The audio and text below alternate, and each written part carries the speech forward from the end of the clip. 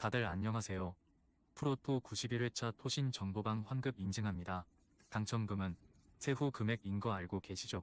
다들 아시겠지만 한 경기 취소되어 당첨금이 반토막 났지만 그래도 당첨 모두 축하드리며 오늘 경기도 분석 시작해보겠습니다.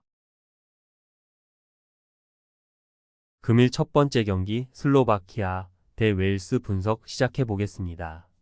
일단 산마리노보다는 웨일스를 상대하는 난이도가 높다.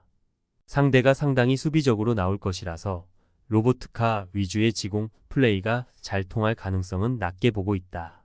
물론 호주 리거를 톱으로 써야 하는 톱 4 정도 한 몫을 한다고 할 수 있을 듯. 다만 전반적으로 주도권을 잡은 상황에서는 양 메잘라들도 박스 타격에 집중하는 모습. 아이슬란드를 상대로도 사고를 넣고 승리를 거둔 바 있어 득점력이 아주 맹탕일 것 같지는 않다. 웨일스의 결정력은 최악 수준이다. 폴란드전에서도 한 골도 넣지 못하고 승부차기에서 졌고 지브롤터 상대로 0-0 무승부는 너무하다고 볼 수 있었을 정도. 수비와 역습을 주무기로 삼는 팀이기는 하지만 적은 찬스를 높은 결정력으로 골로 연결시켜야 승리를 거둘 수 있는 역습 축구의 명제를 따라가지 못하고 있는 상황은 매우 아쉽다.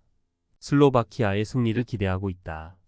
슬로바키아도 상당히 강한 웨일스의 수비에 고전할 수 있다고 본다. 다만 결정력 싸움에서 웨일스가 보여주는 폼이 너무 처참하다. 그나마 주도권을 쥔 상황에서 양 메잘라들의 박스 타격으로 가능성을 보여준 슬로바키아를 믿어보는 것이 더 나을 듯.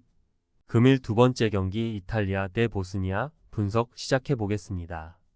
역시 공격력이 쉽게 올라오지 못하고 있다. 특히 누구를 세워도 별로 믿음이 안 가는 공격진이 문제. 하위 리그의 선수들까지 끌어다 쓸 정도로 인재풀 자체가 박살난 상황으로 보인다. 특히 인테르에 300을 써볼까 싶어하는 모습도 있었는데 스칼비니 마이너스 아체르비가 부상당하면서 아예 새 판을 짜야 하는 상태에 팀의 플래너를 정하지 못했다.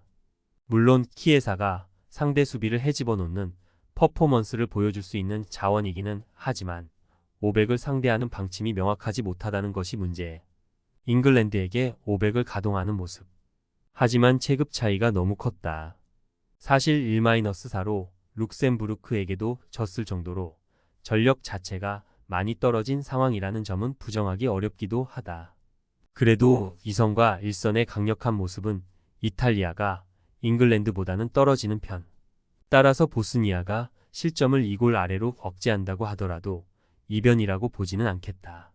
이탈리아 승리를 기대한다.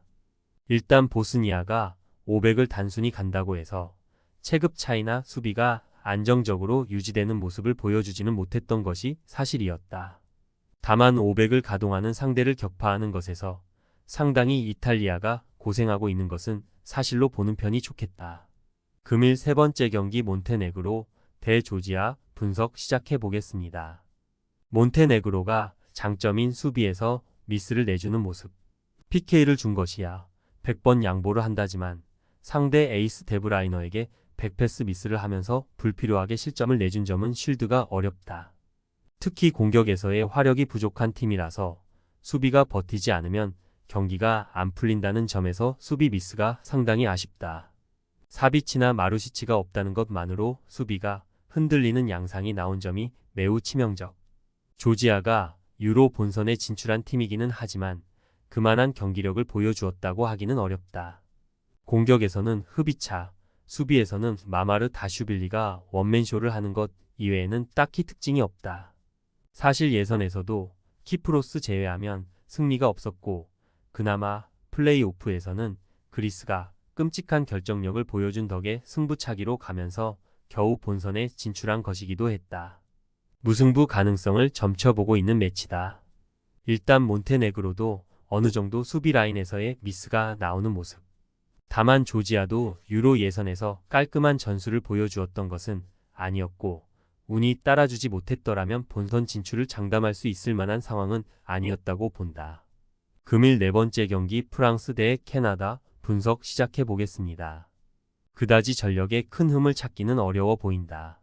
굳이 흠을 잡자면 그리즈만이 빌드업과 밸런스에 미치는 영향이 크다는 것. 하지만 경기가 안 풀리는 상황에서도 음바페나 덴벨레가 개인 기량과 스피드로 상대를 공략하는 면모는 충분히 보여줄 수 있다. 적어도 골 기록에서는 그다지 누수가 없다고 볼 수 있을 것. 캐나다는 일단 전방으로 공을 전달하는 시퀀스가 아직은 모자라다. 마치 감독이 아직 팀을 맡은 지 얼마 되지 않기도 했다. 그럼에도 마치 감독이 프랑스를 상대로도 공격적인 스타일을 버릴 것 같지는 않다. 지난 매치에서도 공격진 라린 마이너스 데이비드가 슈팅 1개에 그치기는 했지만 팀적으로는 빅찬스 2개를 만들어내는 등 아주 무력하지는 않았다. 프랑스 승리를 기대하고 있다. 일단 프랑스가 경기가 안 풀리는 상황에서도 득점력 누수가 없을 것으로 보고 있다. 물론 캐나다의 공격적인 플레이가 상당히 인상적일 확률이 없지는 않다고 보고 있지만 아직은 공을 전방으로 전달하는 섬세함은 더 시간이 필요할 것으로 보고 있다. 금일 5번째 경기 아르헨티나 대 에콰도르 분석 시작해 보겠습니다. 아르헨티나가 여전히 밸런스가 좋은 전력을 갖추고 있다. 다만 자신들의 홈에서도 에콰도르를 상대로는 아주 고전을 했던 편. 메시가 프리킥으로 골을 기록한 것이 아니었더라면 무승부로 만족을 해야 했을 수도 있을 것. 일단 로메로 중심의 수비가 버텨주면서 한 골 싸움에서 이득을 본 점은 긍정적이긴 했지만 일단 오픈 플레이에서의 전개가 에콰도르 상대로는 통하지 못하는 상황이었다. 조직적인 수비가 상당히 훌륭한 팀이다. 특히 카이세도 중심의 중원이 생각보다 좋은 편. 이를 바탕으로 남미 예선에서도 승점 삭감 징계를 받았음에도 진출권을 유지하고 있다. 물론 문제는 한 골 싸움에서는 약할 가능성이 높다는 것.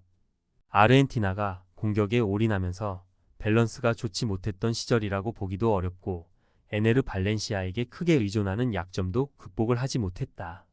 아르헨티나 승리를 기대해보고 있다.